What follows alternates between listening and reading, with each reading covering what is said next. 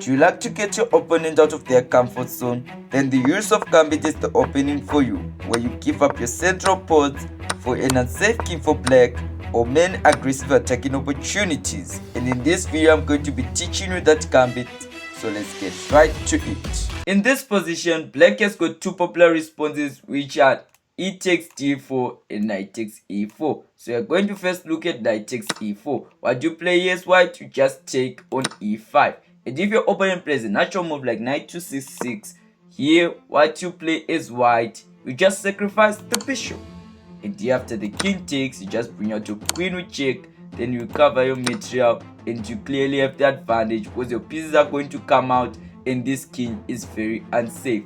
So that's how you can win in this position. But you're just saying, after d takes e5, my opponent can also play the move bishop to c5.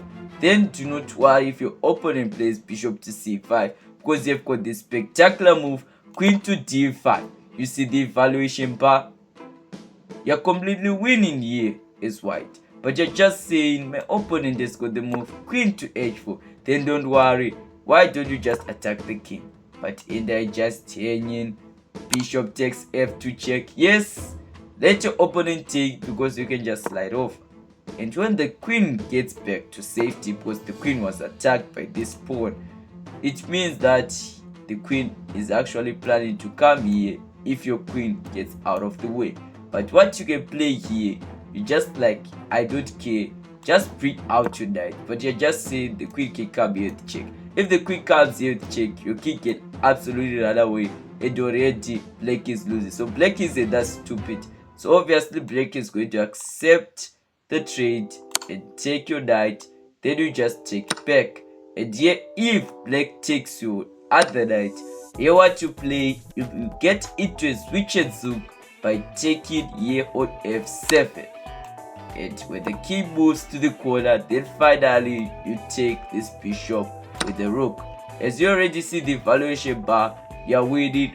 Why are you winning? Because this queen, if this queen makes any silly move, for example queen to h3 check, then the advantage, you already see the evil bar will begin to go up. And here if you play your king to e2, you actually realize that this queen no longer has any checks, and any silly move like knight to c6 loses in the spot after the move bishop to g5. And here when the knight blocks, you know checkmate is coming. So definitely that's why the move knight takes e4 is a blunder. So okay, now that you have seen that, right, so what, let's look at the move e takes d4. So this is the main line of the gambit. So how do you play here as well? You just develop your knight, and after your opponent takes the other pawn, then you take with the queen. So you now see the whole objective is that once black has developed one piece, you have got 1, 2, 3 pieces on the board ready to attack. And if your opponent plays the move knight to d6, then the game is already over. That's the whole point of the gambit after all, because after all you can just castle. But I just said, why castle? Didn't you just say the game is over? Why am I castling here? Because if your opponent plays a silly move like knight to c6, then definitely I feel pity for your opponent, because you will be very ruthless by playing the move rook to e1. Yes, if black is smart, the best move is to block with the knight. The agent is saying queen e7, but I think knight e7 seems like a reasonable move. But after bishop to b3 here, you actually have a very comfortable position. But we can also set a trap here as white after rook to e1 when your opponent blocks by bishop here. So how do you play here? You just take, and when your opponent goes back like this, then you just come with the bishop here. And if you actually look at it, the only way to save the position is to give up the knight. But many opponents won't even see it. Many opponents will even resign in this position or take this bishop and accept their fate as checkmate. So okay, let's just say your opponent is smart and sacrifices the knight. You just take, and the whole point is to play d6. That's the reason why. And still the outcome won't change.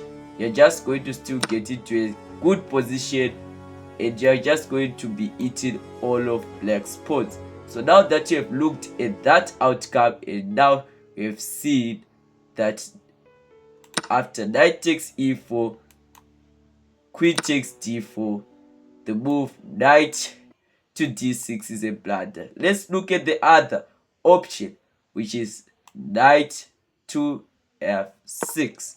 Yes, this is the most annoying option here, because now you're going to go for a long game. Just kidding, this is a gambit, and obviously when your opponent plays that, you're just going to continue with development. And here there are two responses. There's the c6 d5 response, and there's also the knight to c6. Okay, let's look at the c6 response. So what do you play here?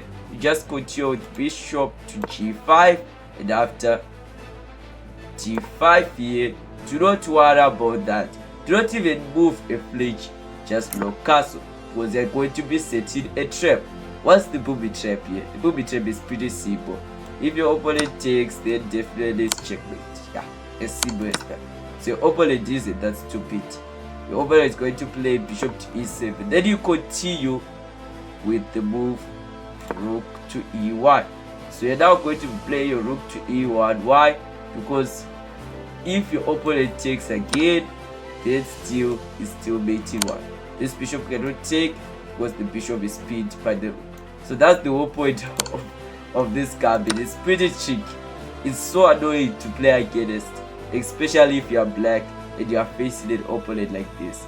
So here after that, black is most likely to castle, and here's white to just throw back the bishop. And here after a few moves, like no more development of the knight, you just slide your queen over here. And if your opponent plays a funny move like h6, just take the pawn, but you just say either just give it up a bishop. Look at the evaluation.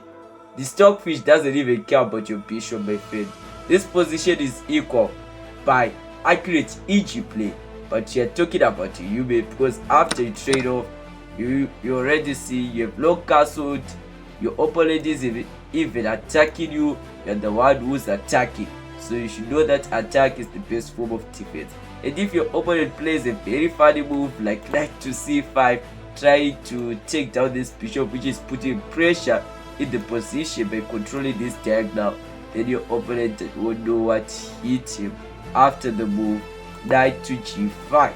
Yes, you're just saying you can take, but at your own risk. Why at your own risk? Because after bishop to f5, then rook to g3, the game is absolutely over. But you're just saying they can defend by bishop to g6. Then you miss the move knight takes f7, and yeah, the game is absolutely over. There's no way that black can save himself in this position according to my own calculations, because then the bishop cannot take, and if the king takes, then the queen takes bishop is checkmate. And yeah, if the rook takes, then it's just going to be a longer way, but still you'll be able to deliver checkmate. So as you already see, this is a very good gambit to play as white, because yeah, only a few people know it. So okay, in this position, after knight to f6 here, there's another move. After you develop your knight, there's knight to c6. So how do you continue? Just play queen to h4, and after bishop to e7, just bring out your bishop, and after d6, literally don't worry about that. The whole point of d6 most likely is to bring out the bishop here, or even here as a defensive move.